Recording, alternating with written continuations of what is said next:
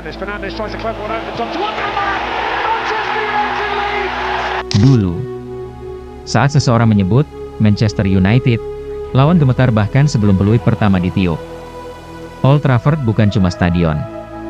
Ia adalah teater, tempat mimpi para pendukung dilahirkan, dan mimpi para lawan dikuburkan. Tapi, belasan tahun setelah era Sir Alex Ferguson berakhir, klub ini makin jauh dari identitasnya. Trofi semakin jarang. Pelatih silih berganti. Dan pemain datang dengan harga tinggi hanya untuk tenggelam dalam kegagalan yang sama. Ini adalah kisah bagaimana salah satu kerajaan terbesar di sepak bola perlahan kehilangan tahtanya. 1999 tahun emas. Tahun treble. Ferguson, Beckham, Giggs, Scholes, Keane, dan Solskjaer membuat United jadi klub paling ditakuti di dunia. Bahkan setelah itu, era Rooney dan Ronaldo datang. Klub ini tetap berdiri di puncak. Namun semua berubah sejak 2013. Sir Alex pensiun. Dan setelah itu, Manchester United seperti kapal tanpa nahoda. Satu demi satu pelatih datang dan pergi. Tapi tak ada yang bisa mengembalikan kejayaan itu. David Moyes hanya bertahan 10 bulan. Van Gaal memberikan trofi FA Cup, tapi tak selamat. Mourinho sempat beri Liga Eropa, namun konflik internal merusak segalanya. Lalu datang Ole Gunnar Solskjaer, legenda yang dicintai fans, tapi akhirnya juga tumbang tanpa trofi. Erik ten Hag datang membawa harapan baru. Musim pertamanya cukup baik. Tapi musim kedua jadi bencana. Cedera di mana-mana. Taktik yang mandek. Dan ruang ganti yang katanya mulai kehilangan kepercayaan pada sang pelatih. Ten Hag akhirnya digantikan. Setelah sempat dipegang sementara oleh Ruud van Nistelrooy, datanglah sosok baru dari Portugal, Ruben Amorim. Pelatih muda penuh potensi, yang sukses besar di Sporting CP. Ia dipercaya membangun ulang United dari nol, bukan hanya di lapangan, tapi juga mentalitas klub secara keseluruhan. Namun tantangannya berat.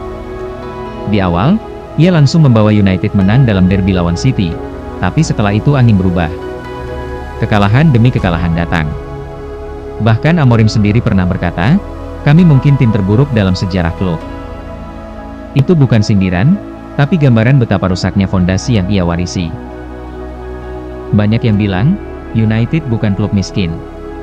Tapi mereka belanja seperti klub miskin strategi. Dari Angel Di Maria, Paul Pogba, Romelu Lukaku, hingga Jadon Sancho, nama-nama besar yang datang dengan harga selangit. Tapi hampir semuanya gagal. Dan ketika fans berharap pada pemain muda seperti Mason Greenwood, mereka malah harus menghadapi skandal dan kontroversi yang mencoreng klub. Bahkan saat Andre Onana didatangkan sebagai penyelamat gawang, performanya justru penuh blunder. Sekarang, tim-tim seperti Brighton, Brentford, bahkan Nottingham Forest datang ke Old Trafford tanpa rasa gentar. United bukan lagi monster. Musim 2023-24 jadi cerminan paling kelam. Mereka finish di posisi ke-8. Terburuk dalam sejarah Premier League sejak 1990. Fans mulai kehilangan kesabaran. Spanduk, Glazers out, kembali bermunculan. Sorakan lebih keras dari tepuk tangan. Dan stadion yang dulu seperti neraka, kini hanya jadi bayang-bayang masa lalu. Ini bukan cuma soal pelatih atau pemain. Ini soal manajemen. Selama Glazers memegang kendali penuh, banyak keputusan diambil bukan karena visi sepak bola, tapi karena uang. Direktur teknis diganti. CEO keluar masuk.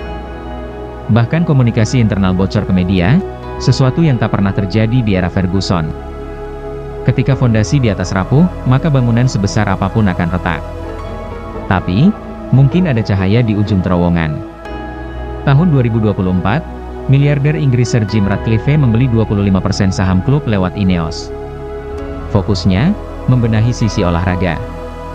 Dalam beberapa bulan, mereka mulai menata ulang struktur internal. Merekrut direktur sepak bola baru. Mempercepat pembangunan ulang akademi. Dan ingin merekrut pemain berdasarkan karakter, bukan sekadar nama besar. Apakah ini akan berhasil? Kita belum tahu. Tapi setidaknya untuk pertama kalinya dalam satu dekade, fans melihat ada arah. Di tengah kekacauan, ada secercah harapan di akademi. Nama-nama seperti Kobbie Mainoo, Alejandro Garnacho, dan Willy Kambuala mulai mencuri perhatian. Mainono, sang gelandang muda, bahkan mencetak gol penentu di final FA Cup 2024 melawan Manchester City. United juara. Trofi pertama mereka setelah sekian musim paceklik. Garnacho sudah jadi starter reguler dan punya semangat yang mengingatkan fans pada era muda Ronaldo. Mungkin dari kaki-kaki mudalah klub ini akan bangkit lagi. Teater impian itu belum sepenuhnya mati. Ia hanya tertidur. Dan saat panggungnya kembali bergema, kita tahu Manchester United masih punya jutaan fans yang siap bersorak. Yang dibutuhkan? Waktu, kesabaran, dan keberanian untuk membongkar ulang segala yang salah. Sepak bola bukan tentang menang setiap waktu, tapi tentang bagaimana kamu bangkit ketika jatuh. Manchester United mungkin sedang berada di titik terendah. Tapi dari reruntuhan inilah, dinasti bisa dibangun kembali.